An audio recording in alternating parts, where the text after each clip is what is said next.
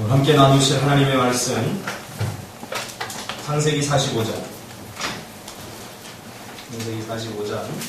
1절로 8절까지 한 절씩 교독하겠습니다.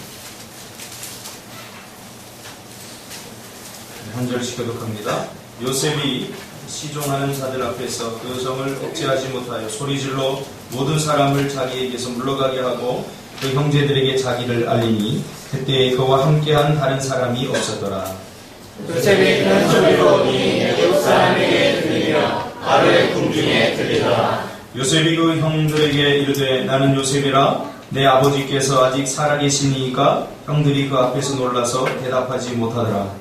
요셉이 형들에게 이르되 이리로 가까이 오소서. 그들이 가까이 가니 이르되 나는 당신의 아우 요셉이니 당신들이 애굽에 판더라. 당신들이 나를 이곳에 팔았다고 해서 근심하지 마소서. 한탄하지 마소서.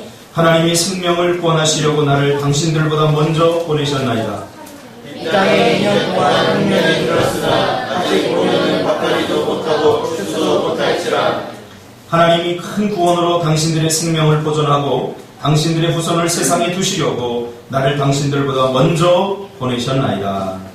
그런데 나를 이리로 보내기는 당신들이 아니요 하나님이시라. 하나님이 나를 바로에게 아버지로 삼으시고 그 온 집의 주로 삼으시며 애굽 온 땅의 통치자로 삼으셨나이다. 아멘. 할렐루야. 우리 옆에 있는 분들과 인사할까요? 사랑합니다. 축복합니다. 그런 노래 있죠. 사랑이라는 말은 너무너무 흔해. 근데 마음을 담으면 우리가 생각하는 흔한 사랑이 아니라 진정한 사랑이 됩니다. 오늘 이 말씀 중심에서 스토리로 승부하라 두 번째 시간입니다. 제가 이 설교를 준비하면서 깨닫게 된 게 있어요. 그게 뭐냐면 하나님은 어떤 사람을 쓰시는 게 아니라 그 사람의 스토리를 쓴다는 거죠. 그렇죠? 히브리서 11장에 보면 믿음으로 살았던 사람들을 창세기부터 쭉 열거합니다. 믿음의 사람들이 나옵니다. 그래서 아브라함 그러면 믿음의 사람, 또 누구 그러면 뭐 했던 사람, 이렇게 한 사람을 한 단어로 요약한 것을 보게 됩니다. 자, 그런데 가만히 그들을 보니까 그 사람을 사용한 것이 아니라 그 사람의 인생을 사용했던 것을 보게 됩니다. 다시 말하면 스토리를 사용했던 것을 우리가 보게 됩니다.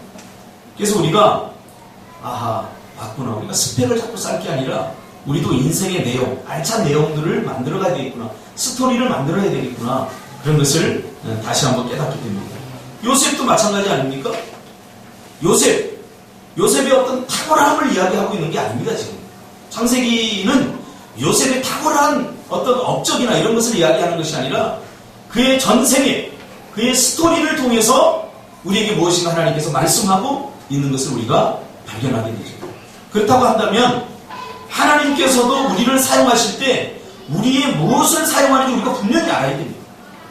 그래야 스펙 쌓기를 하지 않고 우리의 매일매일의 삶에 우리가 최선을 다해서 우리 인생의 하루하루를 알차게 그렇게 만들어 나갈 수 있게 되는 거죠.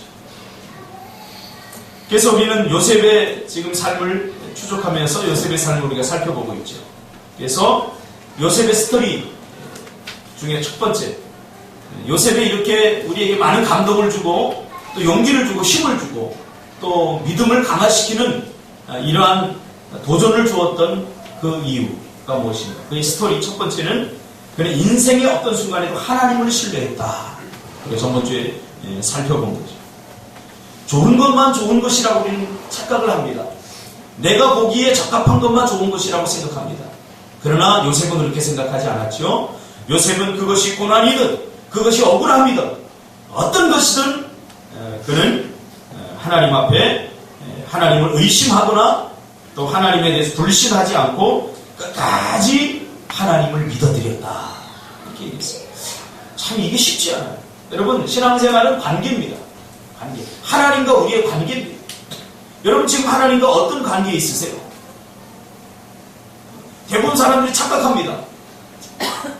나는 하나님 앞에 마음을 쏟아주지 않고 나는 하나님께 관심이 없으면서도 하나님은 나를 여전히 사랑하신다. 나에게 관심이 많으시다. 이게 착각해요. 여러분, 신앙생활은 인격적이고 관계적인 겁니다. 두 남녀가 사귀는데 일주일 내내 전화 한 통 안 하면 이 관계가 좋다고 볼 수가 없어요. 관계가 이미 뭔가 깨지는 거예요.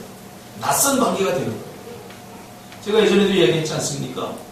고등학교 때 피로, 혈맹으로 형제를 맺었던 친구가 있어요. 그 친구. 야, 우리 영원히 변치 말자.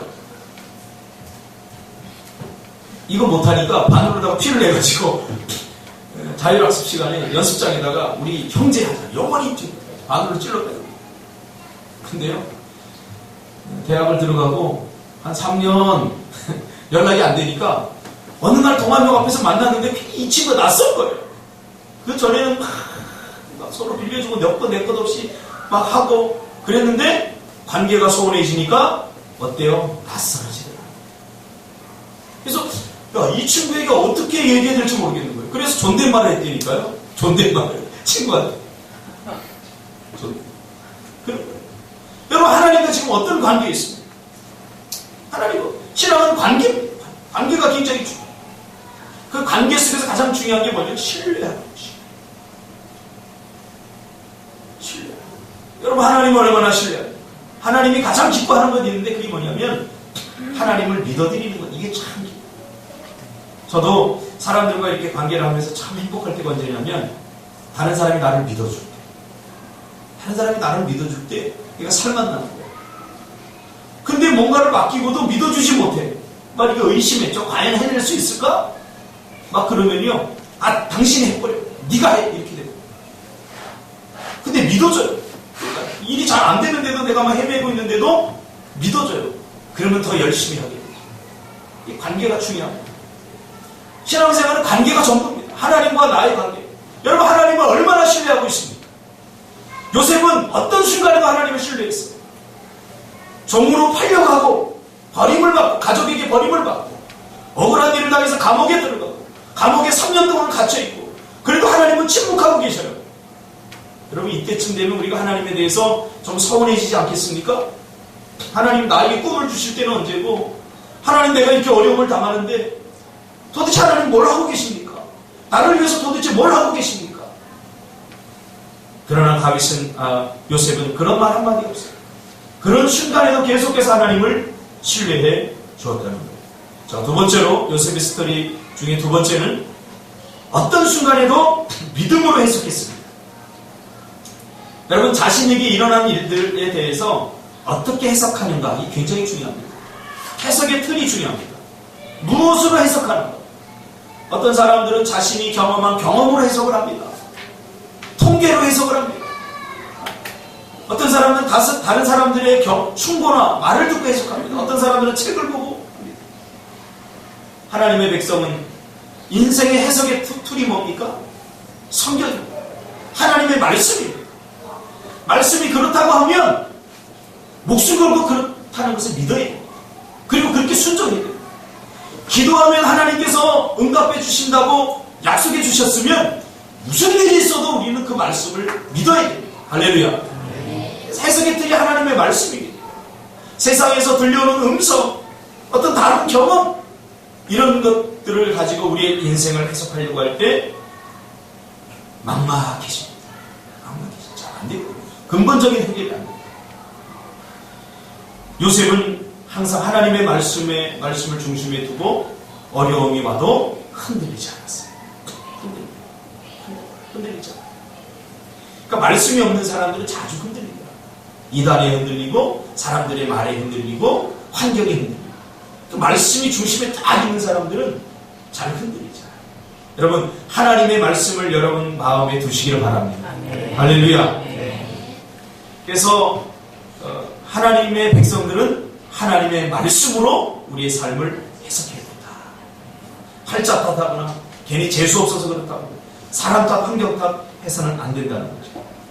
어떠한 문제가 있더라도 거기서 하나님의 뜻이 무엇인가, 이것을 우리가 물어야 됩니다. 자, 이렇게 설교하면요 다 안다고 생각해요. 사람. 다 알아요. 근데 중요한 게 뭡니까? 실제적으로 그렇게 하지 않는다. 이게 문제예요. 진정한 알미 무엇인가를 우리가 다시 한번 기억해야 돼요. 신앙생활은 절대 어렵지 않습니다.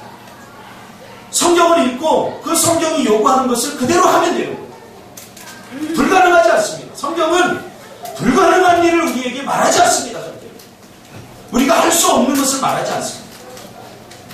우리가 믿으면 불가능한 일을 누가 하셔요? 하나님께서 하시는 거예요. 빌립보서 2장 13절에 보면 너희 안에서 행하시는 일은 하나님이시니 자기의 기쁘신 뜻을 위하여 너희에게 소원을 두고 행하시라. 무슨 말입니까? 행하시는 주체는 하나님이십니다. 여러분 착각하지 마세요. 어제도 제가 사무실에서 이렇게 영어 공부를 하고 있는데 우리 현선 집사가 목사님 어떤 분이 교회 찾아왔어요. 그래서 딱 보니까 저는 하도 많이 경험을 해 딱 보면 알아요. 이 사람이 국어라고 왔는지 밥 한 끼 얻어 먹으러 왔는지 다 알아요. 그래서 이분이 좀 밥 한 끼 얻어 먹으러 왔구나. 예, 어서 오세요. 그래서 딱 앉더니 교회가 조그만해요. 그러면서 자기는 큰 교회 다녔었다.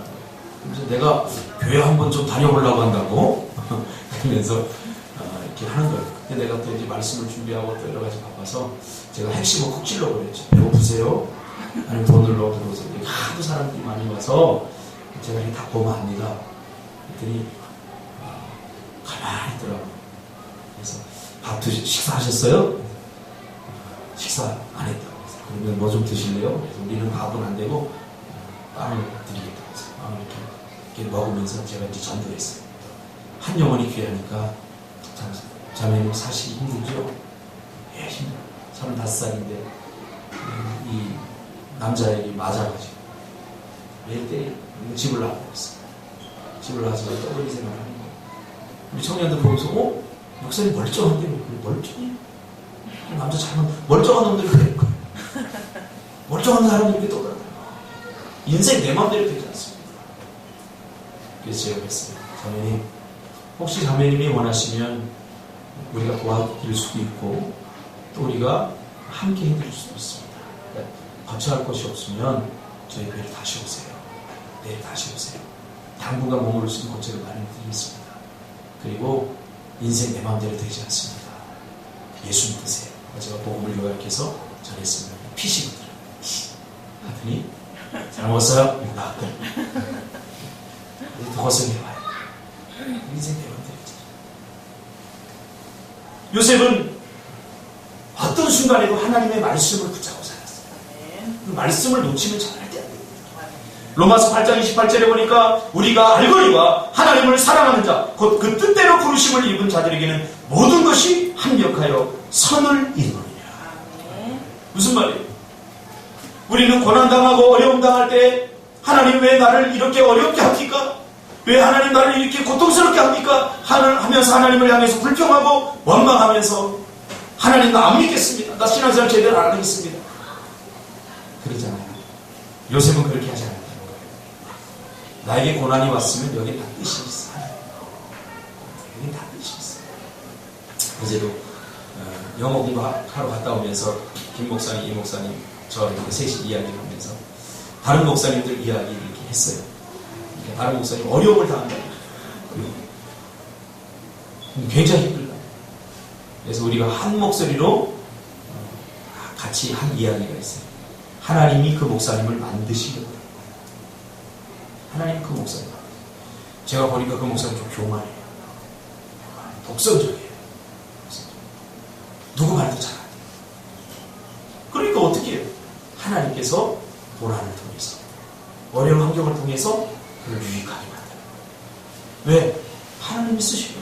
여러분, 하나님은 우리를 있는 그대로 사랑하셔요. 우리가 죄인인데도 사랑했잖아요. 지금 죄 짓고 있는데도 사랑해요. 그렇지만 하나님은 그 모습을 그대로 두지 않아요. 그 모습으로 크게 사용하지 못해요. 그래서 고난을 주고 어려움을 주고 그래서 우리를 깎으시고 다듬으시고 만드시고 모든 것이 완벽하게 선이에요. 남녀란 목사님 교회를 멋지게 지셨어요. 그래서 매일 지금 가꾸셔요. 가꾸시고. 그런데 우리가 저번에 와서 우리 교회에서 간증하지 않았습니까? 그렇죠? 모든 것이 합력하여 선이다. 그때는 정말로 힘들고 하나님 왜 나에게 고난을 주고 나에게 왜 이런 어려움을 주고 이제 목회할 만하니까 또 재건축한다고 해서 이제 교회를 짓게 만들고 자기는 평생 교회 짓는 게 힘드니까 교회 안 지으려고 했는데 너무너무 힘들어. 근데 보니까 과거에 그 힘들고 어려웠던 순간도 하나님께 다 사용하시다. 나를 유익하게 교육하고 있어요. 그러니까 디모데전서 4장 4절에 나오잖아요. 하나님께서 지으신 모든 것이 선함에 감사함으로 받으면 버릴 것이요. 할렐루야. 아멘. 여러분 감사하고 고난도 감사함으로 받으시길 바랍니다. 아멘. 여러분 고난 당해보면 이 감사가 잘 안 나와요. 실패해보면 감사가 잘 안 나와요. 그러나 그것까지도 하나님께서 나를 유익하게 하기 위해서, 나에게 복을 주시기 위해서, 나에게 더 큰 것을 얻게 하기 위해서 나에게 주신 축복의 과정이라고. 할렐루야. 아멘. 그래서 여러분 감사함으로 받으시기를 바랍니다. 아멘. 자, 근데 디모데전서 4장 4절에 보면 하나님께서 지으신 모든 것이 선함에 감사함으로 받으면 버릴 것이 없다 라고 전제를 한 후에 그 다음 구절이 중요합니다. 하나님의 말씀과 기도로 거룩하여지리라. 뭐가? 그 감사. 그러니까 기도와 말씀이 없으면 감사가 되지 못한다는 거죠. 기도와 말씀이 있어요. 저는 기도하지 않는 사람이 실패했을 때 감사하는 걸 본 적이 없어요. 말씀으로 살지 않는 사람, 말씀에 순종하지 않는 사람이 어려움을 당할 때 이건 하나님의 뜻이다라고 말하는 것을 들은 적이 없어요. 그런데 기도하는 사람들이 다르더라고요. 어려움에 직면하면, 실패에 직면하면 감사합니다. 말씀에 순종하려고 애쓰는 사람들은 그렇게 하더라고요. 그러면 여러분, 좋은 것, 나쁜 것 가리지 않기를 주님의 이름으로 축복합니다. 네. 하나님이 주신 것, 감사함으로 받으면 그것이 곧 나에게 축복이 되고, 나에게 기적이 되고, 나에게 능력이 되고, 해결이 되는 줄 믿습니다. 아멘. 요셉이 그랬잖아요. 감옥에 들어갔다고 하나님을 원망했습니까? 형제들에게 팔렸다고 해서 형제들을 원망하고 불평하고 하나님에 대해서 왜 도대체 이럽니까? 하나님께 따졌습니까? 안 그랬어요. 그냥 그런 상황을 있는 그대로 감사함으로 받았어요. 그러니까 불평이 나오지 않는 거예요. 원망이 나오지 않는 거예요. 불평과 원망이 없으니까 그 삶에서 최선을 다할 수 있잖아요. 그렇죠? 불평하면서 여러분, 불평이 나오면 이미 그 일은 끝나버려요. 원망이 나오면 그 일은 이미 끝나버려요. 그래서 내가 항상 강조하는 게 그거잖아요. 불평하지 말고 원망하지 마세요. 어떤 일을 하는데 불평이 나오면 이미 그 일은 승부가 끝난 거예요. 그러나 감사함으로 하면 기대가 됩니다. 요셉은 좀 극단적 표현을 하면 감옥에 들어가는 것조차 감사해요. 형제들에게 팔린 것조차 감사했다. 오늘 본문에 그렇게 말하고 있잖아요. 형님들이 나를 팔았다고 해서 두려워하지 말라는 거예요. 그것은 형님들이 인격적으로 나빠서 그런 게 아니라는 거예요. 하나님의 뜻이 여기 들어있다는 거예요. 무슨 뜻이? 하나님께서 우리 민족을 구하고 우리 백성들을 가나안으로부터 구원하기 위해서 하나님께서 먼저 나를 이곳으로 보냈는데 그 먼저 보낸 방법이 조금 힘든 방법이죠, 사실. 힘든 방법. 근데 그것조차도 하나님께서 나를 만드시기 위해서 보냈다는 거죠. 아, 얼마나 멋지겠어요. 저도 아버지가 일찍 돌아가셔서 참 어린 시절을 외롭게 보냈어요. 힘들게 보냈어요. 근데 지금 지금 와서 보니까 이게 하나님의 뜻이야. 하나님의 뜻이야. 강하게 하기 위해서 나를 강하게 하기 위해서. 어떤 사람들은 저희 표현할 때 그렇게 표현해요. 박 목사는 바늘로 여기 찔러도 피 한 방울 안 나오고 굉장히 독립적. 뭘 하는데 두렵지 않아요. 왜? 나는 5살 때, 6살 그때부터 혼자 했어요. 준석이 초등학교 다닐 때 밥 안 줘갖고 자기가 차려 먹었다니 난 5살 때부터 차려 먹었어요. 네, 엄마가 형들, 누나들 학교 가버리면 나 혼자 집에 있어. 그러니까 어머니는 이제 장사 가게 나가고 그럼 와서 차려줄 수 있는 그런 거리가 안 되니까 어머니가 나갈 때 형서가 요거 이렇게 해서 먹어라 하면은 먹습니까? 김치 하나 먹고 내가 5살 때부터 차려 먹었어. 하루는 그렇게 차려 먹고 막 먹는데 옆집에 아줌마가 그거 보고 측은하니까 우리 어머니한테 이야기해가지고 쟤 안 되겠다. 매일 혼자 집에서 그렇게 혼자서 너무 보니까 혼자 차려 먹고 그러니까 측은하다고. 유치원에도 보내자. 그래서 제가 5살 때부터 유치원 다녔어요.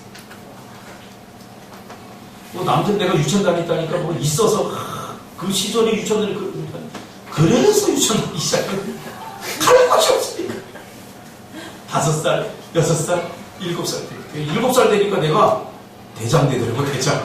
왜냐면 3년 동안 보통 7살 때 다니잖아요 유치원. 우리 때는 그때 다니죠 7살. 근데 5살 때 다니본 사람 없어. 프로그램 내가 다 깨뚫고 있어. 내가 다 잡아버린 거죠. 보세요. 어렵고 힘들었지만 그것이 나에게 유익이 된 거예요. 유익이 된 거예요. 나를 더 강하게 하나님께서 만드는 과정이에요. 우리 친구들 보면 30, 40이 돼서 아버지도 돌아가시는데 나한테 막 전화해가지고 이제 누구를 믿고 사냐는 거예요. 30이 됐는데도 그런 걸 보고 한심해요. 나는 5살 때 나 혼자 살았어. 그러니까 유익이란 말이에요. 돌아보니까 유익이란 말이에요. 여러분 지금 어떤 상황이 여러분 직면해 있습니까? 괜히 투덜거리고 불평하지 마세요. 투덜이 되지 마세요. 감사함으로 받으시기를 주님의 이름으로 축복합니다. 아멘. 오히려요 요셉은 애굽에서 혼자 살면서 더 하나님과 더 가까워졌어요. 집에 있을 때는 아빠의 사랑을 듬뿍 받으면서 살았어요. 그러니까 요셉의 스토리를 우리가 이렇게 분석해보면 아빠하고 있을 때는 별 스토리가 없어요. 그냥 아빠가 사랑했더라 이것밖에 없어. 근데 애굽에 팔려가면서부터 스토리가 진행이 돼요. 막 고난을 당하고 매를 맞고 막 어려움을 당하고 그러면서 하나님께 기도하고 하나님께 더 가까워졌어요.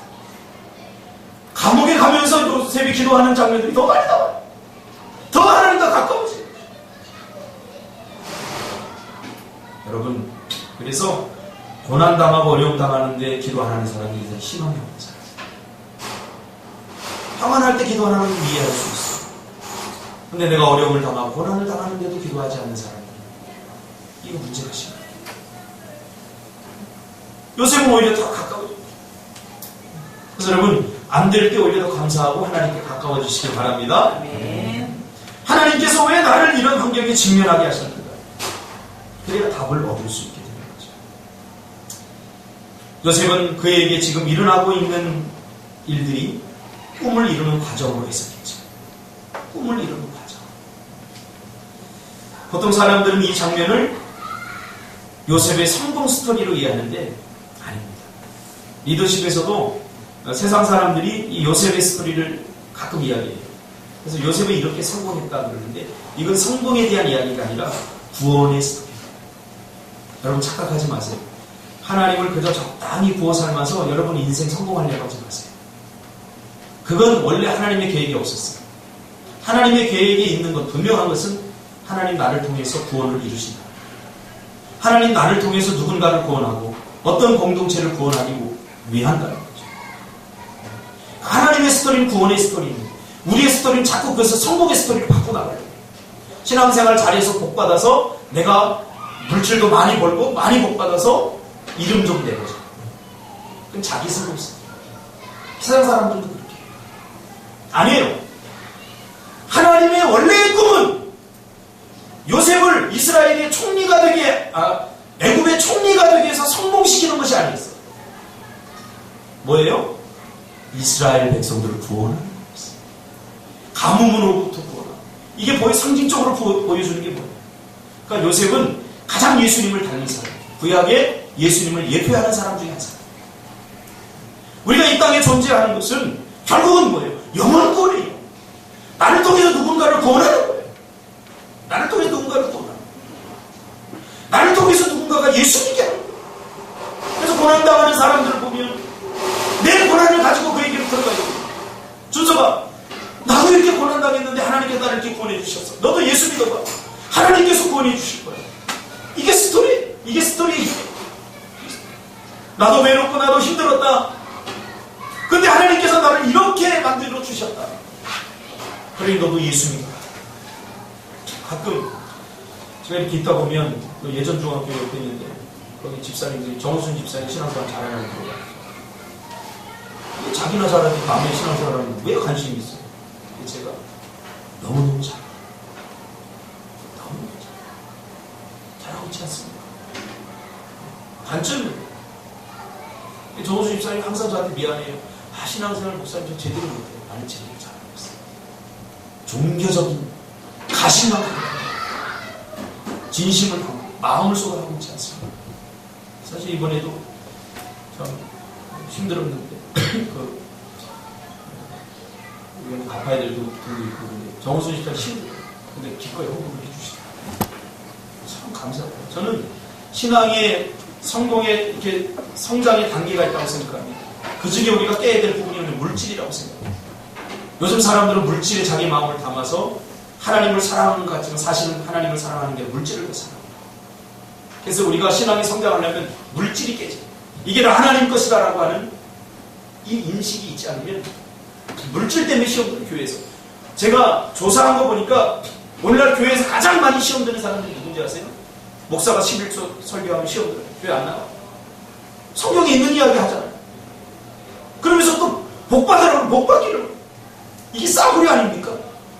헌신은 안 하고 복만 받겠다는 거예요. 그래서 우리 공동체도 내가 항상 하는 얘기 있어요. 먼저 온 사람이 많이 헌신하는 사람이 항상 더 많은 대접을 받게 돼 있어요. 하나님으로부터. 목사에게도 마찬가지예요. 요만큼 헌신하면서 많이 대접받기로 해요. 그거는 세상의 논리에도 맞지 않아요. 세상의 논리에도 맞지 않아요. 요셉은 자신을 통해서 자기 형제들과 민족을 구원하기를 원하시는 하나님의 계획을 발견하게 되는 거죠. 여러분 자신에게 물어보세요. 하나님은 도대체 나를 통해서 누구를 구원하기를 원하십니까? 참 흥미진진해요. 저는 그것을 오래전에 깨달았어요. 저를 통해서 이 땅에 수많은 꿈도 없이 비전도 없이 살아가는 청소년들과 젊은이들 나를 통해서 만나기를 원한다는 사실을 제가 발견했어요. 이게 하나님께서 나에게 주신 I have a dream. 그래서 나에게 꿈이 있어요. 나 때문에 청소년들이 행복해졌으면 좋겠어요. 나 때문에 젊은이들이 예수 만났으면 좋겠어요. 제 설교는 어른들한테는 상당히 좀 어떻게 보면 맞지 않을 수도 있어요. 우리 장로님은 젊은이 생각이 젊으시고 꿈도 젊으셔요. 저는 나이로 젊은이를 구분하지 않습니다. 이 마음속에 뭐가 있느냐 그것이 중요한 거죠. 요셉의 마음속에는 하나님의 꿈이 담겨져 있었어요. 그것을 알았기 때문이에요. 여러분 가슴속에 뭐가 담겨져 있습니까? 야망이 담겨져 있습니까? 성공에 대한 야망, 내가 뭔가 이루고 싶은 자기 욕심에서 나오는 본능적인 야망, 이게 담겨져 있습니까? 이거 빨리 깨요. 그리고 하나님이 주신 꿈을 담으시기를 주님의 이름으로 축복합니다. 네. 할렐루야. 네. 세 번째로 목적 중심의 삶을 여러분 사시길 바랍니다. 목적 중심의 삶. 지금 이 시대는 목적을 잃고 방황하는 시대입니다. 요셉에게는 분명한 목적이 있었어요. 왜 포기하지 않았느냐? 포기할 만하지 않습니까? 근데 왜 포기하지 않느냐? 목적이 있어요. 하나님께서 이렇게 하시는 것은 나를 통해서 무엇인가를 이루기 원하는 그런 분명한 목적이 있어요. 여러분 왜 삽니까? 제가 재미난 조사를 한 걸 봤어요. 왜 삽니까? 하고 물어보니까 두 가지 종류의 사람들이 나오더라고요. 한 사람들은 그럭저럭 삽니다. 그럭저럭 삽니다. 뭐 하면서 삽니까? 왜 삽니까? 그냥 마지못해 삽니다. 그럭저럭 삽니다. 또 한 부류는 닥치는 대로 삽니다.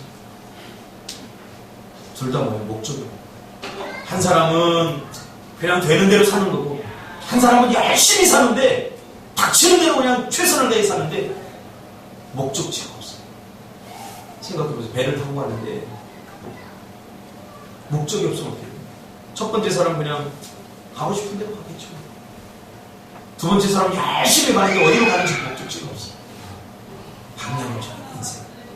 목적이 공부도 왜 하는 거예요? 목적이 분명한 사람이 공부의 재미가 즐겁게 있어요. 목적이. 금요일마다 제가 영어를 공부하는데 힘들어요, 사실. 영어 공부하십니다. 공부도 젊었어요. 진짜 젊었어요. 안 들려요, 지금. 그러니까 마이크가 이거 읽어줘요. 문장을 하나 딱 주고 저 읽어줘요. 되게 빨리 읽어요. 읽어주고 한 3번 읽어주고 그 다음에 퀘스천을 물어보는 거예요. 그러니 뭐 단어 몇 개만 딱 겨우 들렸는데 대답을 할 수 있겠습니까? 엄마.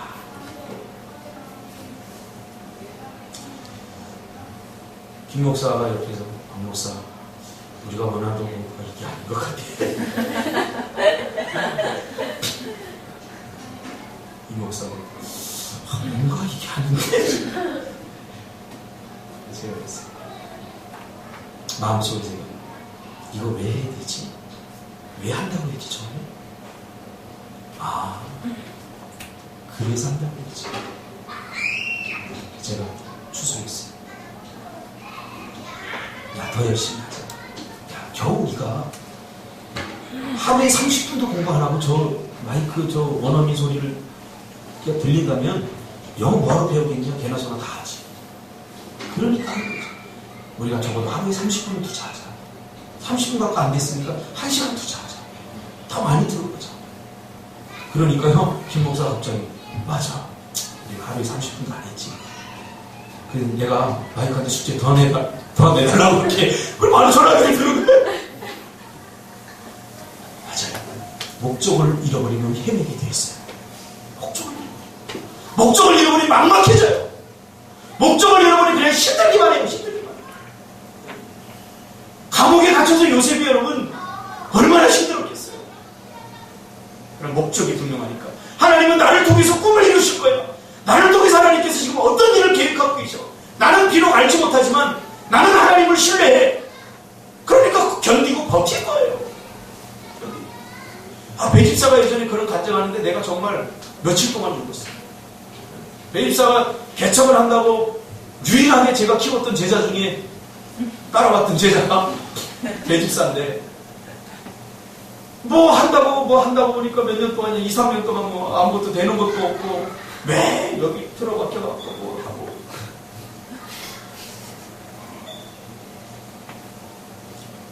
근데 배집사가 간증하면서 목사님이 하는 목사님의 사명을 내가 끝까지 믿었다. 그러니까 버틸 수가 있어요. 물어보세요. 별 생각이 다 났을 거예요. 그러니까 버틸 수 있어요. 목적이 분명해야 견뎌낼 수 있어요. 목적이 분명해야 포기하지 않을 수 있어요. 여러분 지금 포기한 것들 중에서 왜 포기하느라 가만히 보고 간단해요. 목적이 분명하지 않았어요. 그러니까 열심히 매를 열심히 졌는데 여러분 열심히 하면 더 빨리 포기하게 됩니다. 목적이 없어요. 근데 목적이 있으면요 흐름을 우리가 읽을 수 있잖아요. 아 지금 이만큼 왔으니까 지금 달리기를 하는데 42.195km라는 목적지가 분명하니까 힘들어도 달리는 거죠. 달려와 버려놓고 언제까지 달리는지 몰라. 그럼 지치는 거예요. 여러분 분명한 목적을 가지시길 바랍니다. 네. 요셉의 고백을 보면 왜 자신이 애국으로 왔는지, 왜 고난을 당하는 이런 과정을 겪는지 목적 없는 것만큼 힘든 게 없습니다. 목적이 없으면 또 게을러지기도 하죠. 목적이 없으면 게을러지고 목적이 없으면 목적에서 책임감이 나와요. 목적에서 성취감이 나와요. 목적에서 능력이 나와요. 목적이 없으면 되는 대로 사는 거예요. 되는 대로 사는 거예요. 저는 개인적으로 성경에서 가장 좋아하는 성경 구절이 하나 있습니다. 목적에 관한 건데 이 목적을 다른 말로 바꾸면 사명입니다. 사도행전 20장 24절. 사도 바울이 마지막 고백한 거예요. 사도 바울이 그의 목적 있는 삶. 사도 바울은 내가 이미 얻었다 함도 아니요 이루었다 함도 아니요 나는 오직 편대를 향하여 달려간다. 그렇게 고백했어요. 목적 있는 삶이었죠. 그 목적 때문에 그는 견디고 이겨낼 수 있었어요. 매를 맞으면서도 고난을 당하면서 그러면서 마지막에 그가 이렇게 고백하죠. 나의 달려갈 길과 주 예수께 받은 사명 곧 하나님의 복음 증거하는 일을 마치려 하면 나의 생명을 조금도 귀한 것으로 여기지 않아. 6월달 비즈니스 선교 예배를 드리면서 제가 선교팀에게 목숨 걸고 기도합시다. 그랬더니 목숨 건다는 게 아직도 뭔지를 잘 모르는 거예요.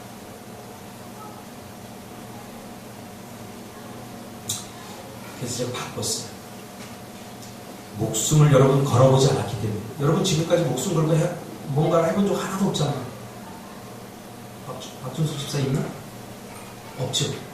목숨 걸고 뭔가를 해본 적이 없기 때문에 목숨을 걸라고 하는 말이 이게 참 무모한 말이구나.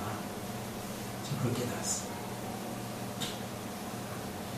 아마 준석 집사를 지금 당장 자기 팔레스타인에 다국적군으로 보내버리면 목숨 건다는 것이 뭔가를 알 거예요. IS들하고 싸우면서 다다닥 막 하면서 총알이 막 빗발치면 아 이게 목숨 거는 걸 알 거예요. 그러면 다른 일을 할 때도 아 이렇게 해야 되는 거예요. 그래서 준석 집사 빨리 사업을 시작하려면 시리아로 보내야 돼요. 터키로.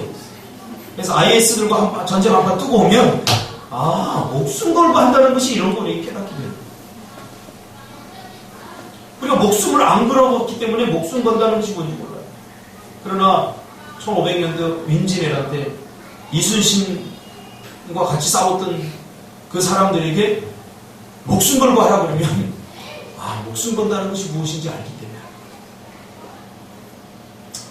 사도 바울은 목숨을 걸어봤어요. 지금 고백하잖아요.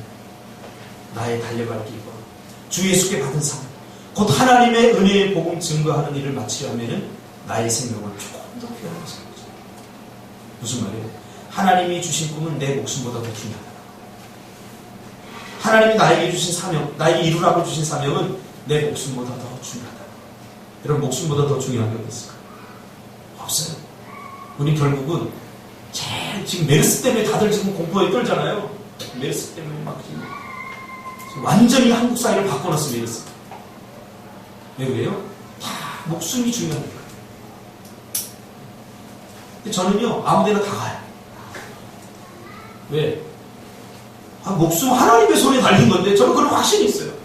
저번 주에 찜질방 목사님들하고 족구하고 찜질방 갔더니 찜질방이 텅 비어 있어요. 왜 그러냐고 그랬더니 메르스 때문에 요새 손님들이 안 나는 거예요. 얼씨구나 좋다고. 목사님들 방 하나씩 다 잡고서 나는 에스키모바 누구는 무슨 거 식도 찜질방에서 식당 갔더니 아무도 없어. 그랬더니 손님들 없다고 김치찌개를 엄청 많이 마시고 주는 거예요. 실컷 먹고 있어요. 메르스 하나 때문에 공부했다는 거예요. 이게 확신이 없는 거예요. 여러분 우리의 생명은 하나님의 손에 달려있는 거예요. 그리고 최선을 다해 살다가 하나님 부르시면 가는 거예요. 내가 살고 싶다고 또 발버둥 치고 좋은 약 먹고 뱀 먹고 그런다고 더 많이 살잖아. 그래 우리가 최선을 다해 살아가면 열심히 살다가 하나님 부르시면 가는 거죠. 제가 이제 노안이 좀 심하게 와요. 지금 이게 잘한 거예요. 그래서 이거를 전문가를 수술을 하고 뭔가를 할까 하다가 에이 내가 눈이 더 좋아진다고 더 잘할 게 있겠냐. 그냥 받아들이고 있어요. 감사하게 살고 있어요. 여러분 이 주름살 생기면 그거 없애려고 신경 쓰다 보면 사람 불행해집니다. 여러분 선풍기 아줌마 봤죠? 그 얼굴이 그렇게 예쁜데 더 예쁘시려고 발악하다가 그렇게 된 거예요. 그분한테 죄송하지.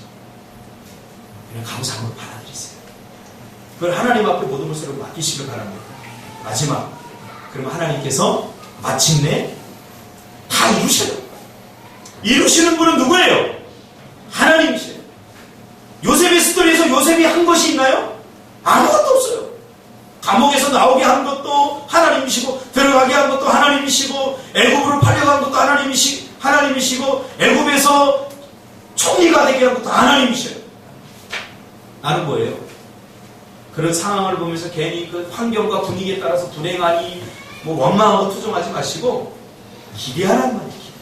하나님께서 고난을 주면 이 고난을 하나님께서 어떻게 역전으로 바꿔주시는가 기대하면서 기도하는 거예요. 제가 목회를 7년 하면서 깨달은 게 성도들이 나가기 시작하니까요 설교하고 싶은 맛도 별로 안 나요. 이번 주에 쓰면 또 오늘은 어떤 놈이 나갈 건가 오늘은 또 다음 주 누가 안 보이고 설교가 안 돼요. 하나님께 다 이루시는 분 하나님. 이런 모든 상황을 하나님께서 다 겪게 하시고 마침내는 합력하여 선으로 바꾸신 하나님. 그 하나님을 신뢰하고 나니까 그 다음부터 두려울 게 없어요. 그 다음부터 겁날 게 없어요. 여러분 하나님께서 하십니다. 할렐루야. 교회 나오고 기도하고 예배하고 헌신하고 또 부담스럽게 생각하지 마세요. 하나님께서 다 하셔요. 그래서 나는 그저 믿어주고 하나님을 믿어드리고 하나님께 순종하면 버티기만 하면 하나님께서 마침내 나를 이루게 하실 것입니다. 그 하나님을 여러분 기대하고 사시기를 바랍니다. 할렐루야. 스토리는 발단, 전개, 위기, 절정, 결말이 있습니다. 그래서 여러분 어떤 스토리를 딱 분석할 때 지금 이 스토리가 발단인가, 전개인가, 위기인가, 절정인가, 결말인가 잘 분석하셔야 돼요. 그래서 거기에 맞게 믿음으로 순종합니다. 어떤 사람은 다 됐는데 포기하는 사람이 있어요. 다 됐. 이게 정말로 힘들잖아요. 정말로 힘들잖아요. 그게 인생에서는, 스토리에서는, 하나님의 스토리에서는 뭐예요? 절정이죠. 그렇지 않습니까? 요셉 스토리의 절정은 어디예요? 가장 힘들 때 포기하죠. 감옥에서 3년 동안 싸우고 아무도 찾아오지 않아요. 외롭게 하나님의 음성도 안 들려요. 혼자서 거기서 있는데 이때는 매일 아마 그 생각했어요. 포기할까 말까, 포기할까 말까, 포기할까 말까.